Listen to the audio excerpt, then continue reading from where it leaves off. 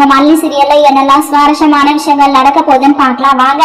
இந்த ராஜேஸ்வரி பாத்தீங்கன்னா மல்லியோட பர்ஸை எடுத்துட்டு வர சொல்லி அவளுக்கு இருக்கிற ₹1 காசு விடாம எல்லாத்தையும் எடுத்துக்கிட்டாங்க. ஏன்னா இந்த வீட்டுல இதுக்கப்புறம் நீ ₹1 இவளுக்கு ஒரு சாக்லேட் வாங்கி கொடுக்கணும் அப்படின்னு சொல்லிட்டு இருந்தா கூட என் பர்மிஷன் இல்லாம நீ எடுக்கவும் கூடாது, நான் கொடுத்தாதான் நீ அதை எடுத்துக்கணும், அதாவது நான் தூக்கி போட்டாதான் அந்த காசை நீ எடுத்துக்கணும் அப்படின்ற மாதிரி ரொம்பவே கேவலமா இந்த ராஜேஸ்வரி நடந்துக்கிறாங்க. மல்லி வேற வழியே இல்லாம சரின்னு சொல்லிட்டு சொல்லிடுறாங்க.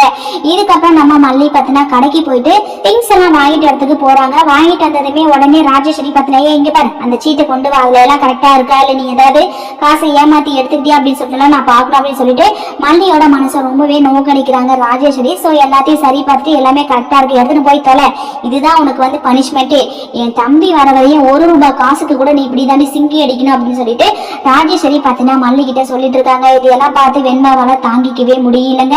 இதுக்கப்புறம் நம்ம மல்லி பாத்தீங்கன்னா வெண்பாவுக்கு ஸ்கூலுக்கெல்லாம் ரெடி பண்றாங்க, அதாவது ஸ்கூலுக்கு கூட்டிட்டு போய் விட்டுட்டு வரலாம்னு சொல்லிட்டு. ஆனா ராஜேஸ்வரி பாத்தீங்கன்னா ஏன் இங்க பார், என் தம்பி பொண்ணு அவ, நான் சொல்ற மாதிரிதான் அவ இருக்கணும், இங்க பார் நான் கூட்டிட்டு போனா வரணும், நான் வீட்டுக்கு வானா வரணும், இதோடதான் உன்னோட வேலை, தேவையில்லாம மல்லியம்மா கூட போறான் அப்படி இப்படின்னு சொல்லிட்டு ஏதாவது அடம்பிடிச்சுன்னா ₹1 கூட உனக்கு கிடைக்காது, ஒரு சாக்லேட் வாங்கி சாப்பிடறதுக்கு கூட உனக்கு காசு இருக்க தெரிஞ்சுக்கோ ஃபர்ஸ்ட் அப்படின்னு சொல்லிட்டு இந்த ராஜேஸ்வரி பாத்தீங்கன்னா நம்ம வெண்பாவை பயன்படுத்துறாங்க. வெண்பாவுக்கு வேற வழியே இல்ல, சரிங்க அப்படின்னு சொல்லிட்டு வெண்பாவும் ஓகே சொல்லிடுறாங்க. இதுக்கப்புறம் ராஜேஸ்வரி பாத்தீங்கன்னா நம்ம வெண்பாவை கூப்பிட்டுக்கிட்டு ஸ்கூலுக்கு போறாங்க. அங்க பாத்தீங்கன்னா நம்ம வெண்பா இதுக்கு முன்னாடியே ராஜேஸ்வரி கிட்ட கேட்டிருந்தாங்க எனக்கு ஜாமெட்ரி பாக்ஸ் வேணும் அப்படின்னு சொல்லிட்டு. ஆனா ராஜேஸ்வரி பாத்தீங்கன்னா உடனடியா வாங்கி கொடுக்கலங்க. அப்புறம் வாங்கி தரேன், நான் சொல்றதை கேட்கணும் அப்படின்ற மாதிரி எல்லாம் வெண்பாவை பயன்படுத்தினாங்க.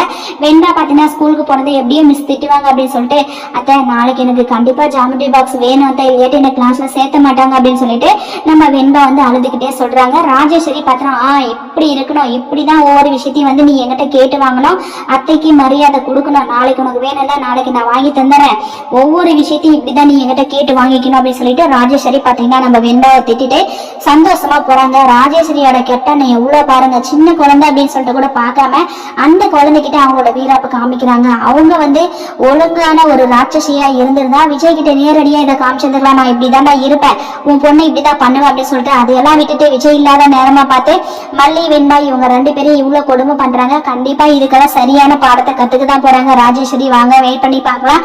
இந்த வீடியோ பிடிச்சிருந்தா மறக்காம நம்ம சேனலை சப்ஸ்கிரைப் பண்ணுங்க. தேங்க்யூ.